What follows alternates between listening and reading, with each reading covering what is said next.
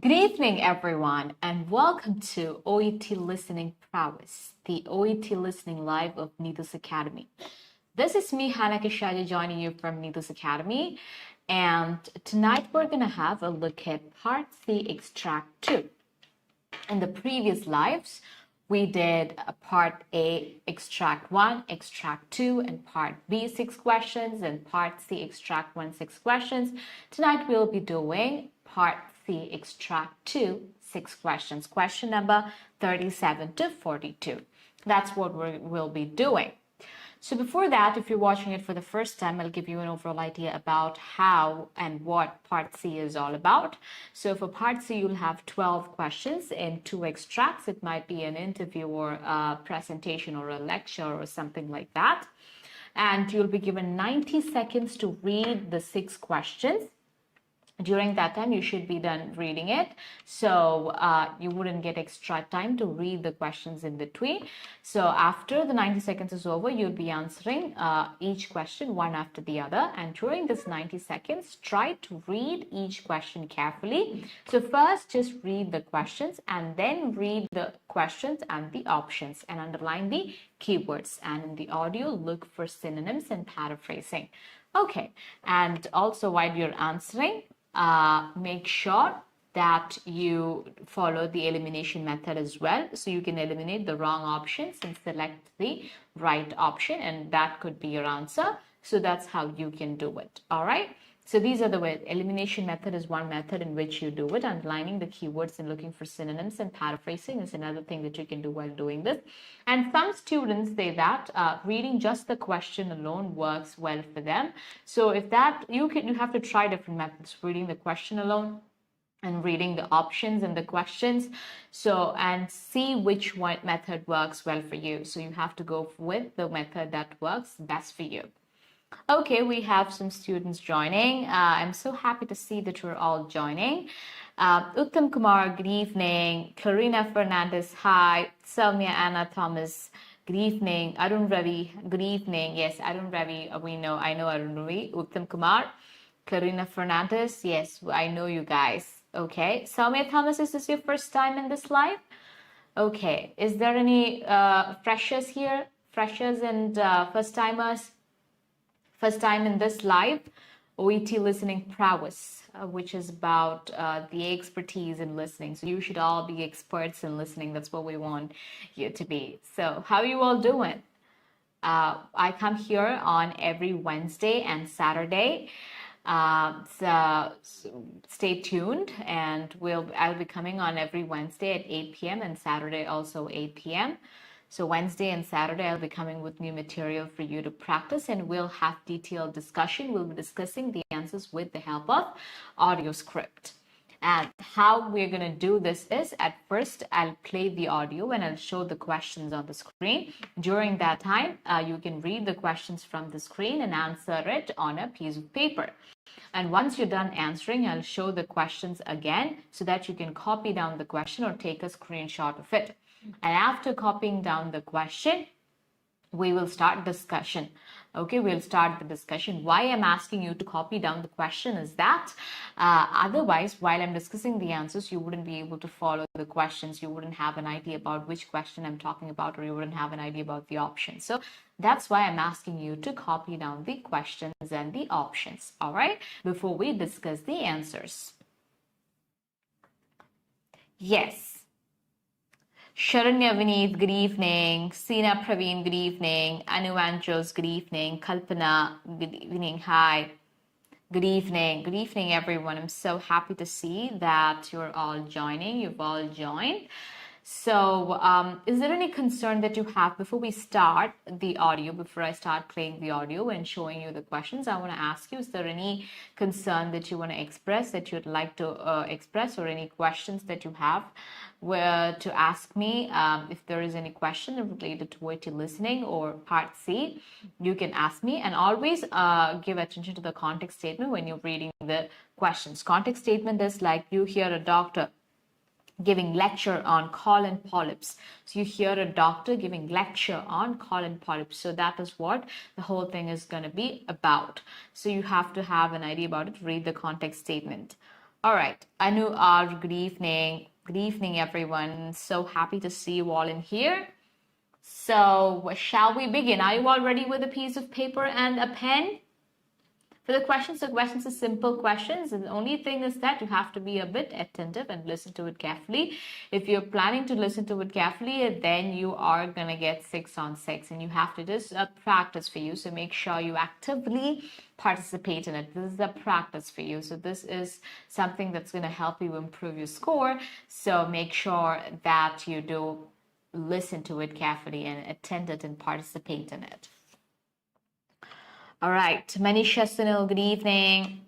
So happy to see you.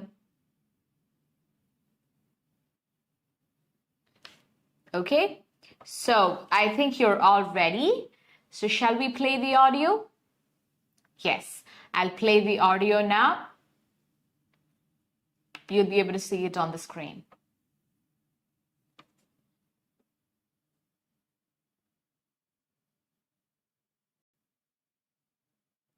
A colon polyp is a tiny growth of tissue projecting from the lining of a section of the large intestine called colon. Polyps are common and occurs as people age. Usually, colorectal polyps in the rectum or colon occur in 30% of adults above 50 years in the U.S., while in children, colorectal polyps occur with an estimated 6% affected to 12% in those who experience intestinal bleeding. Although most colon or bowel polyps are harmless, some polyps develop as cancer that takes many years to turn cancerous. The most common types of polyps are hyperplastic polyps and edematous polyps. Usually, hyperplastic polyps or inflammatory polyps are harmless and not a cause for severe concern with a low malignant potential. Rarely, these polyps become cancerous. Although edematous or edematous polyps are not cancerous, they are potential enough to become cancerous in the future. Larger edematous are more likely to become cancerous. Resection of edematous polyps is usually recommended. Malignant polyps contain cancerous cells. The best treatment for malignant polyps will be based on the severity of the cancer and the overall health of the patient. The symptoms of colon polyps are: rectum bleeding is the most common symptom of polyps, though it can also be a sign of other conditions, such as minor tears in the anus or hemorrhoids. Large polyps that block the bowel movements partially can cause abdominal cramps and pain. Heavy bleeding from polyp can make the stool appear black, while minor polyp bleeding can cause red stripes in the stool. However, other factors such as medicines, foods, and supplements can also cause a change in the color of the stool. If a polyp bleeds slowly over time, it may cause an iron deficiency in the patients. Usually, iron deficiency, called anemia, causes pale skin, weakness, shortness of breath, fainting, or lightheadedness. There may be a change in bowel movements lasting longer than a week, including diarrhea or constipation. Eating too much of red meat may cause the risk of colon polyps. Although etiology of colon polyps is not yet known, their occurrence may be connected with certain lifestyle factors, such as a high-fat diet, eating too much red meat, not including adequate fiber in the diet, smoking, obesity. Genetic factors can also cause the colon cells to multiply over and above and form polyps in certain individuals. Certain individuals are more likely to develop colon polyps if they have inherited conditions, such as familial edematous polyposis, Gardner syndrome, or Peutz-Jeghers syndrome. Colon polyps are usually removed by the following methods. In the colonoscopy procedures, a cutting instrument or an electrified wire loop on the end of a colonoscopy is used to perform a polypectomy. However, smaller polyps are raised and isolated from the surrounding area for easier removal by injecting a liquid underneath the polyp. In a laparoscopy, a small incision is made into the pelvis or abdomen. An instrument called a laparoscope is inserted into the bowel. This technique is used to remove very large polyps or if the polyps cannot be removed safely by colonoscopy. Removing the colon and rectum. In this procedure, called a proctocolectomy, is only performed when the patient has severe condition or cancer in which the colon and rectum are removed surgically. This method is suggested for patients with rare inherited conditions, such as familial adenomatous polyposis that causes cancer of the colon and rectum, and polyp removal may prevent further development of cancer.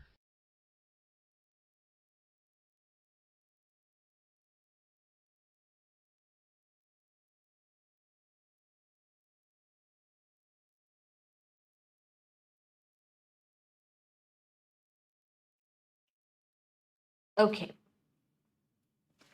So are you all done with it? Could you do it well? Was it easy for you?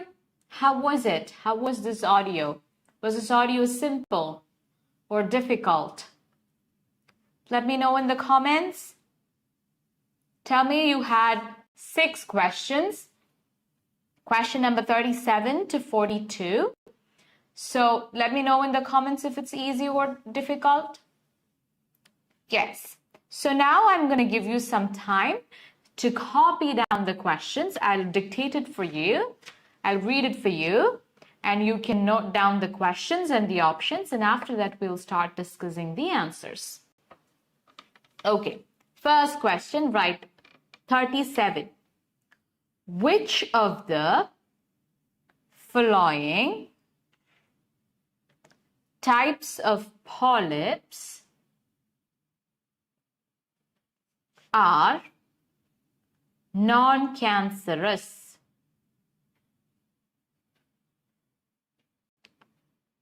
Option A, adenomous polyps. I'm not saying the spelling because it's already there on the screen. You just have to look at the screen for the spelling.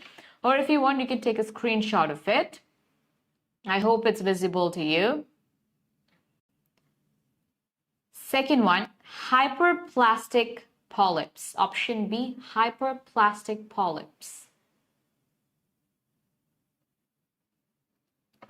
Option C, malignant polyps.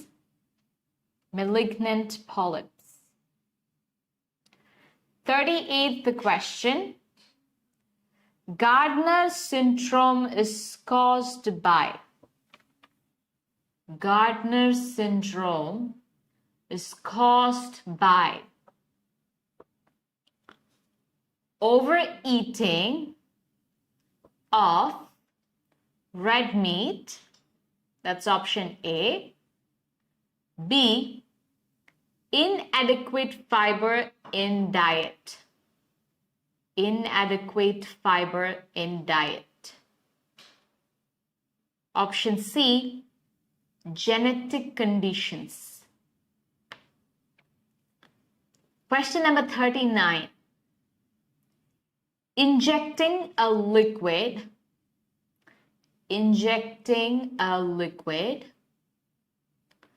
beneath the polyp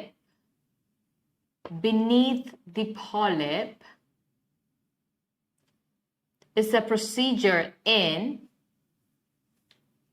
option A, colonoscopy.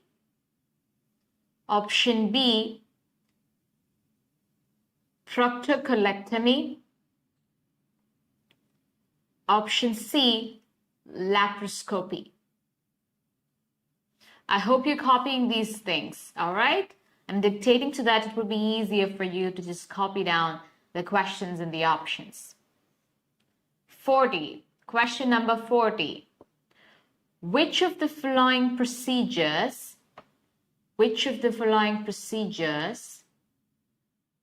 is used for large polyps? Option A, polypectomy. Option B, proctocolectomy. Option C, laparoscopy. The method used, 41, question number 41.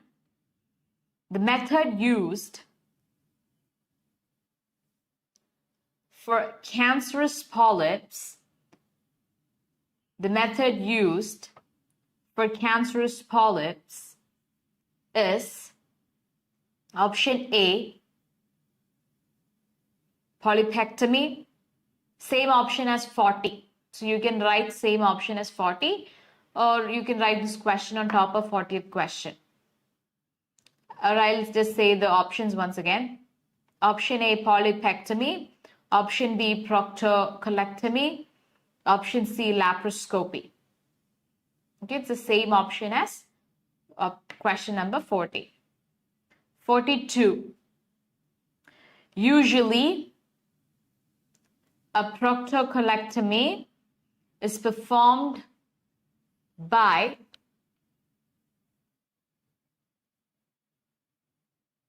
smaller polyps. Option A, smaller polyps. Option B, familial polyps.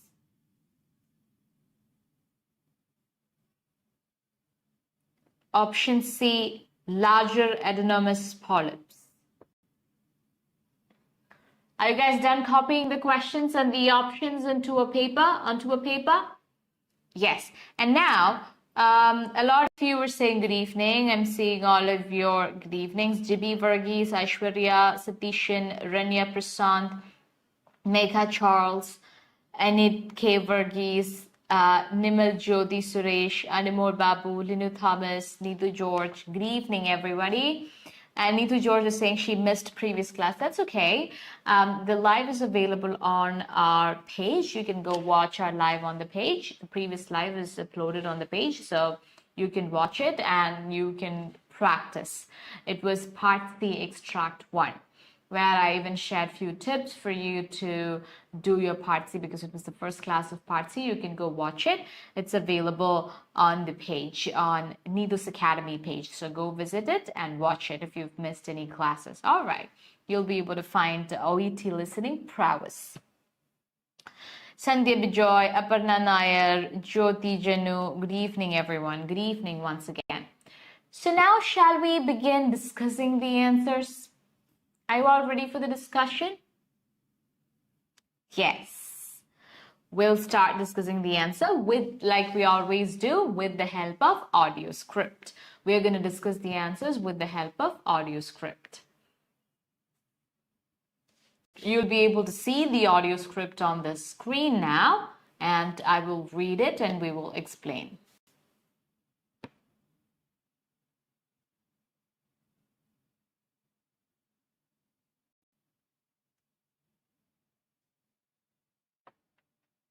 So, in the first part, you hear, now look at extract 2, questions 37 to 42, and you hear the doctor giving a lecture on colon polyps and its treatment. So you give attention to the context statement, and so that you would know what to expect. You have 90 seconds to read questions 37 to 42. Yes. After that, they start saying playing the audio. Right? The real content is being played. Let's read it. A colon polyp is a tiny growth of tissue projecting from the lining of a section of the large intestine called colon. Polyps are common and occurs as people age. But let us look at the first question. What is the first question? Which of the following types of polyps are non-cancerous? So the key word is polyps, non-cancerous. So non-cancerous polyps is what we have to look at. Adenomous polyps, hyperplastic polyps, malignant polyps. Okay, so these are the polyps you have to look for. Which one of these is non-cancerous? So we're reading, usually colorectal polyps in the rectum or colon occur in 30% of adults above 50 years in the US, while in children colorectal polyps occur with an estimated 6% affected to 12% in those who experience intestinal bleeding. Although most colon or bowel polyps are harmless, some polyps develop as cancer. That makes many years to turn cancerous. The most common types, this is your signposting language. The most common types of polyps are, they're starting to talk about the types of polyps. So here they may talk about cancerous or non-cancerous. Hyperplastic polyps and adenomatous polyps. Usually, hyperplastic polyps or inflammatory polyps are harmless. Let's see, or not cause for severe concern with low malignant potential. That means cancer-causing potential. Rarely these polyps become cancerous. So that means rarely it becomes cancerous. What is that? Hyperplastic polyps or inflammatory polyps. Do we have that in the options? Yes. Option B, but we still have to eliminate option A and C. Let's see if we can eliminate it. Although adenomatous polyps are not cancerous, they are potential enough to become cancerous in the future. Potential enough to become cancerous. So that means we can eliminate adenomatous polyps. And let's move on to larger adenomas are more likely to become cancerous. Resection of adenomatous polyps is usually recommended. Malignant polyps contain cancerous cells. So that option can also be eliminated. So option A and C are eliminated because they're cancerous or they can become cancerous in the future. But there is a very less chance that option B, hyperplastic polyps, can become cancerous. So that is non-cancerous. So we are marking that point. Is it clear? So 37, the answer is option B. Okay, clear? Does anyone have any question? If you have any question, you can drop it in the comments. All right, let's move on. Let's continue. The best treatment for malignant polyps will be based on the severity of the cancer and the overall health of the patient. Let's read next question. Gardner syndrome is caused by. So here the keyword is Gardner syndrome caused by. Gardner syndrome is caused by. So you have to look for that. Options: overeating of red meat, inadequate fiber in diet, genetic conditions. So we'll read and we'll try to find out. So somewhere in here, the answer is there. So we're reading. The symptoms of colon polyps are rectum bleeding is the most common symptom of polyps. If you see the answer somewhere, you can ask me to stop and you can point out the answer. Okay, you should point out the answer. The symptoms of colon polyps are rectum bleeding is the most common symptom of polyps, though it can also be a sign of other conditions such as minor tears in the anus or hemorrhoids. Large polyps that block the bowel movements partially can cause abdominal cramps and pain. Heavy bleeding from polyp can make the stool appear black, while minor polyp bleeding can cause red stripes in the stool. However, other factors such as medicines, food, and supplements can also cause a change in the color of the stool. If a polyp bleeds slowly over time, it may cause an iron deficiency in the patients. And nowhere we saw Gardner syndrome caused by. Those were the keywords. Usually, iron deficiency called anemia causes pale skin, weakness, and shortness of breath, fainting, or lightheadedness.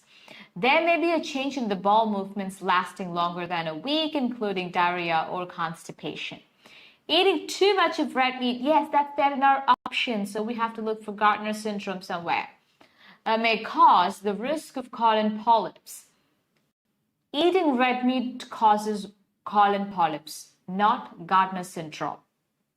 Okay, so you can eliminate that option, but we'll read. Mecca Charles is saying the option is B. Let's see if the option is B. Although etiology, that means the cause of colon polyps, is not yet known, their occurrence may be connected with.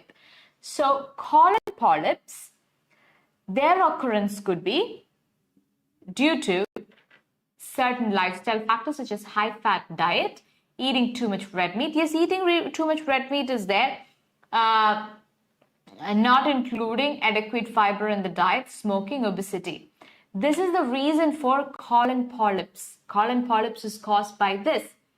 Okay, that is not the reason for Gardner syndrome. They're not talking about Gardner syndrome.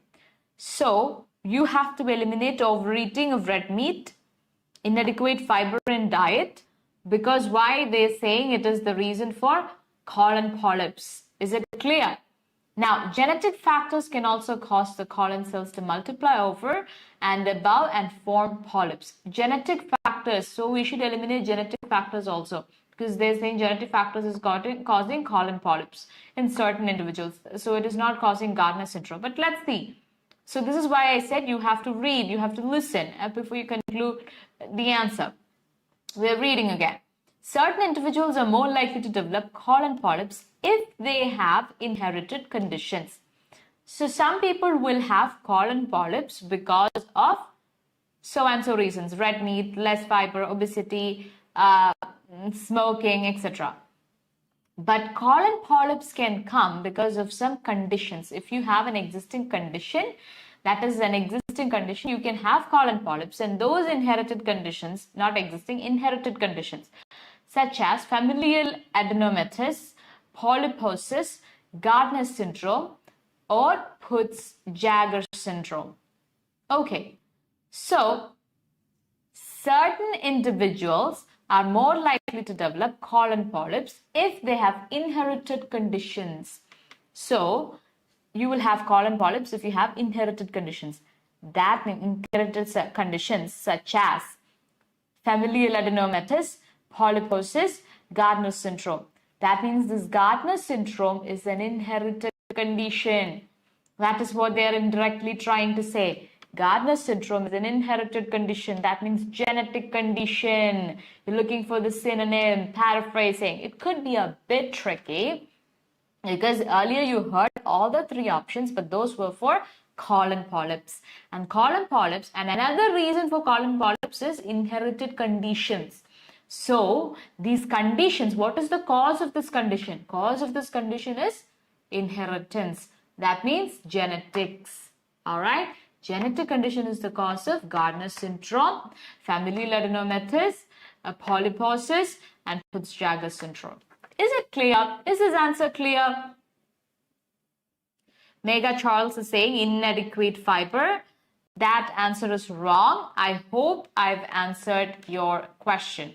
Okay, I hope I made it clear.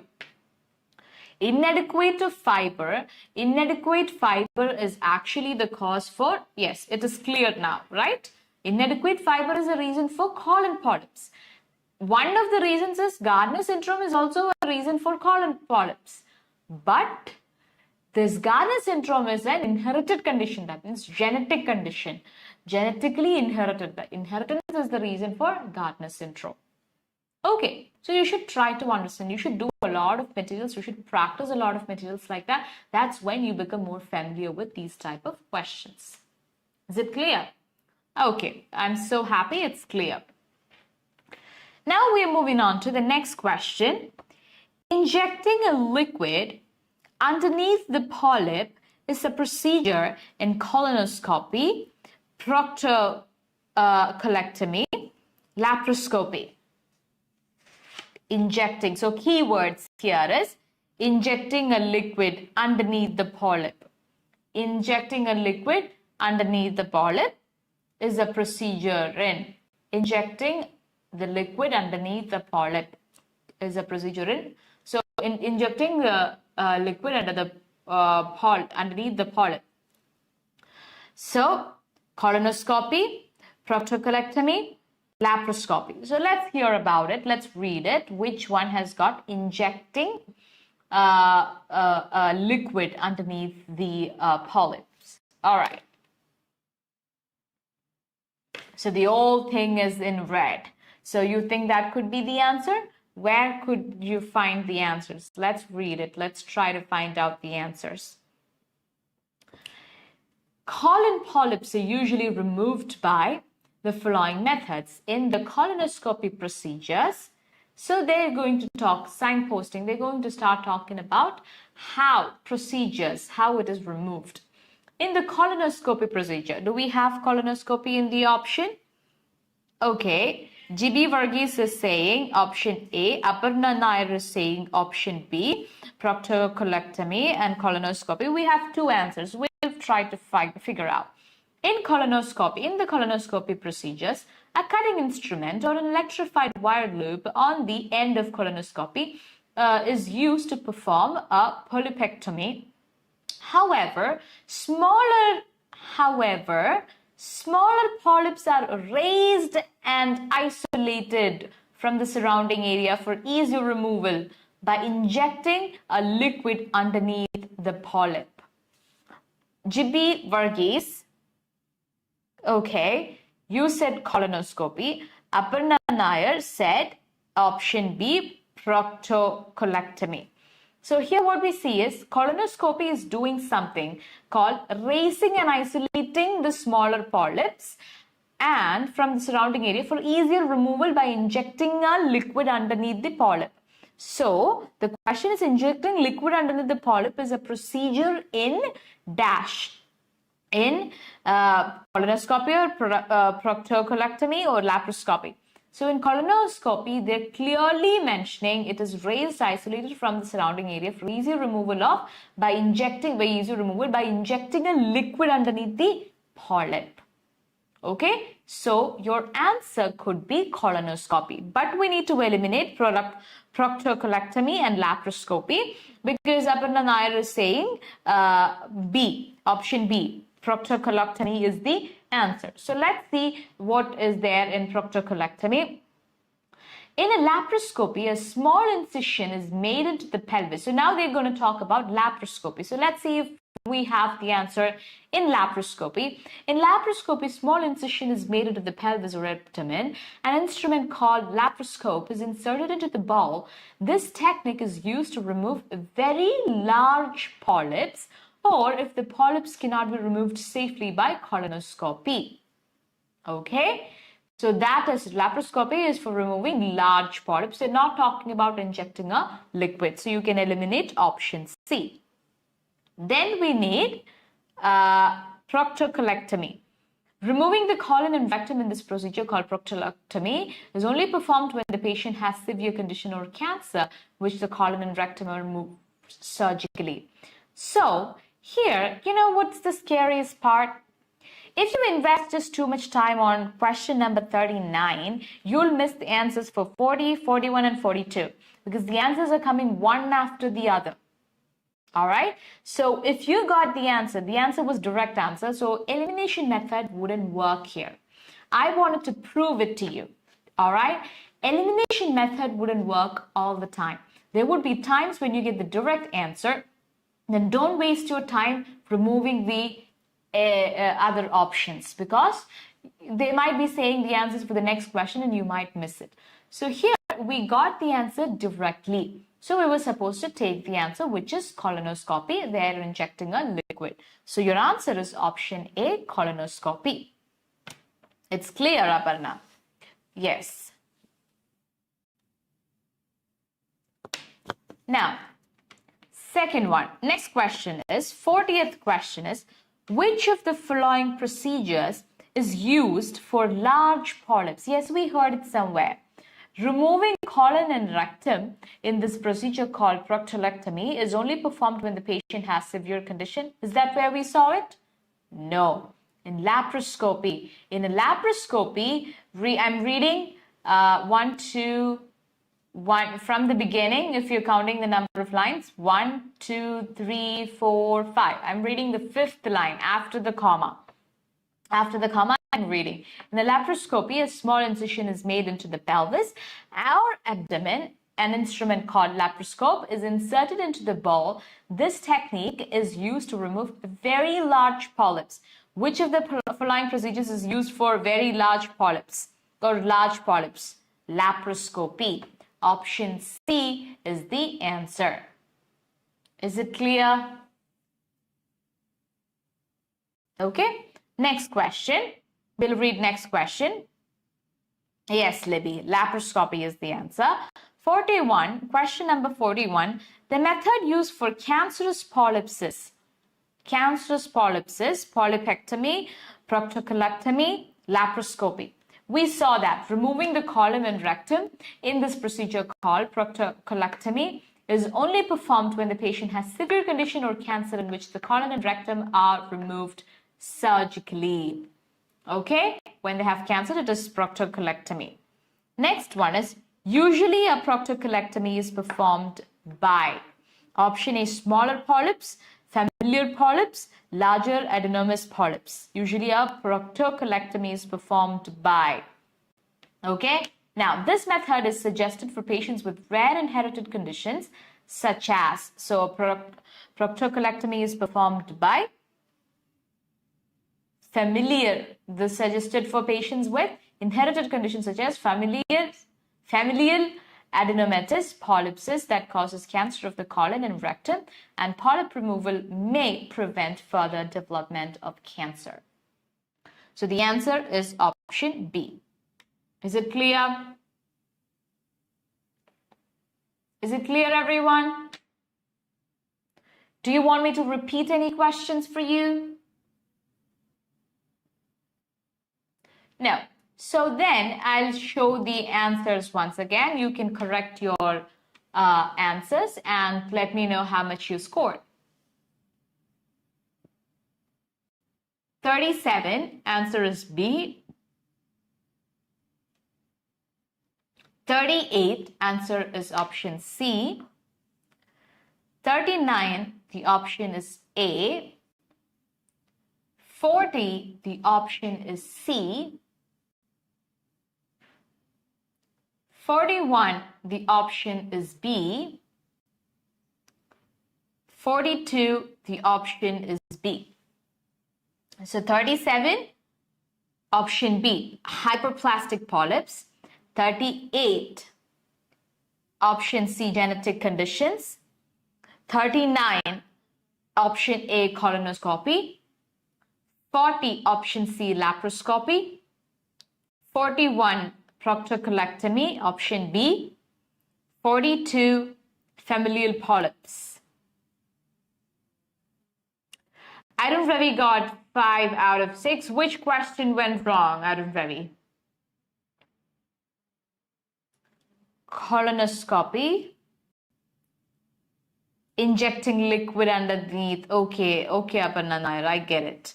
Yes, I remember you telling option B or something. Injecting a liquid underneath the polyp is a procedure, and I hope it's clear. Question number 42 went wrong. Okay, yes, that question is a bit confusing. Like usually a proctocolectomy is performed by a familiar. Okay, I'll show that area.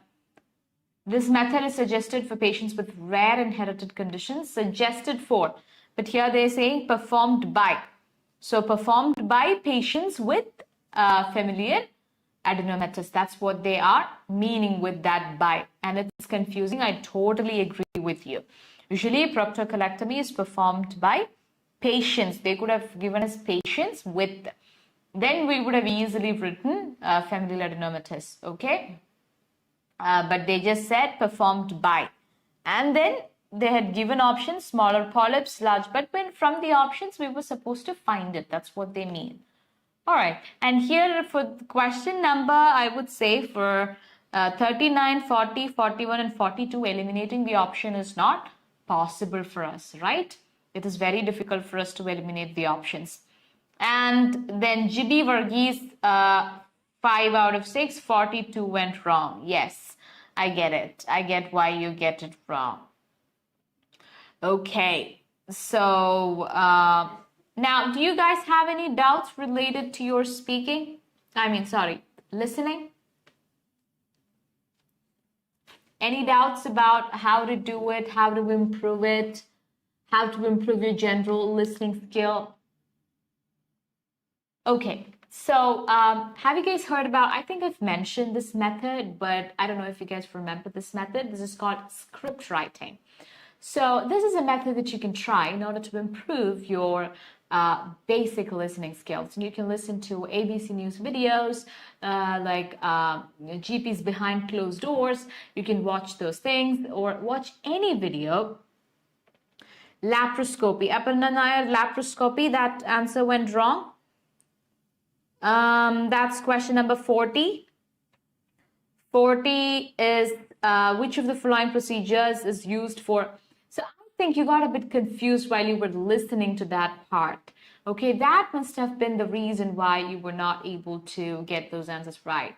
And you had three or four answers together, three answers there, right? Three or four answers together in one part, like in a stretch. So it must have been really hard for you to just figure out which one is the answer. I hope it's clear. Laparoscopy. What was the question? Which of the following procedures is used for large polyps? So I'll read that part again. In a laparoscopy, a small incision is made into the pelvis or abdomen. An instrument called laparoscope is inserted into the ball. This technique is used to remove very large polyps, or this technique is used to remove very large polyps, or if the polyps cannot be removed safely by colonoscopy. So this is used to remove very large polyps. That is option C, laparoscopy. You wrote next question, proctocolectomy, familial polyp. Those things were difficult for you, Aparna. Is that what you're trying to tell me? So the next answer was, it's clear now. Yes. Yes. So the method used for cancerous polyps, it was there, but it's just that we did not listen to it. So if you want, you can listen to this audio once again.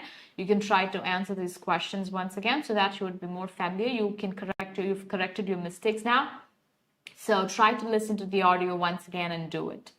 All right. If you want, from next live onwards, I'll try to play it. If time permits, we wouldn't have time for it because after the discussion, usually we don't get time to play the audio once again. But if you want, do you guys want to hear the audio once again after the discussion? Do you want? If you tell me your opinion, I can do accordingly. You can give me your suggestions. Do you guys want to do that so that you will be able to do it once again and have an idea about how it's done?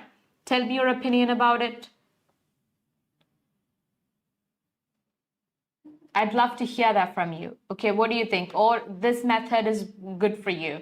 Which method do you think would be better? Do you want an opportunity to listen to the audio once again, like after? So we'll play the audio first, and then we will, you will answer the questions and you'll copy down the questions. And after that, we'll discuss the answers. And after discussing the answers, do you want us to play the audio again so that you can check, you can answer those questions after making all the corrections, so that you're practicing it again, just like a practice. Do you want that? Tell me. You guys, Aparna, Jibi, Arun, Megha, Libby, Tenny, Lijo, you were all actively participating. Jibi, you all said the answers. Megha, Charles, all of you. Tell me your opinion about it. I would love to hear that. Yes. So I was actually talking about script writing. You can take any of these videos, and what you have to do is you listen to it and you write down. Discussion is good. Yes, we'll be discussing the answers for sure. We wouldn't go without discussing, but do you want the audio being played once again? That's my question. All right. We'll definitely be discussing the answers because that's the whole purpose of doing this live or OET listening prowess. That's the whole purpose of it. Okay. We'll be showing you the audio. You can easily find audios from online and you can practice, but you need explanations for it. You need clear explanations for it. And that's what we're planning to give here in this live. So we'll definitely be giving you explanations about why that answer is like that, why it is the answer and why it is not the answer. Same method. Last, kindly mark on the question page. What do we want to mark on the question? Okay, so you want so you want us to show the question page and mark the answers on that instead of showing it like answers. Okay, I'll try to do that. I'll take the photo and then I'll mark the answers in the question page and I'll show that. Okay, that's a good suggestion. All right, same method is fine. Okay, Lijo. Yes, how to improve listening. That is what I was saying. There are so many methods in which you can improve it.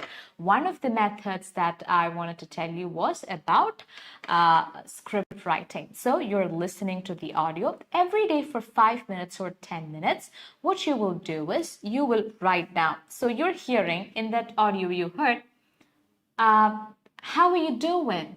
So you'll write, how are you doing? And also you will write what it means. It is, how are you doing? All right. That's what you will be doing. All right. You'll write like that. Is it clear? So like that, likewise, you would actually practice so many audios and videos so that your listening skill will improve. So we'll try script writing on live one day. All right. I'll just play an audio and you can write and you can give me the notes that you wrote. We'll play a 1 minute audio or so, and then I'll ask you to do script writing. And script writing is when the audio is being played, you write down what you hear. Okay. And then after that, you check it with the subtitles if you've written the correct thing. If you have not, then learn that sound and understand the difference and try to listen to it again and try to write it again. Do you want to try script writing in the live someday? Okay, you have to tell me your suggestions, okay? We'll be doing things according to what you need. We would love to provide your needs, to provide what you need, all right?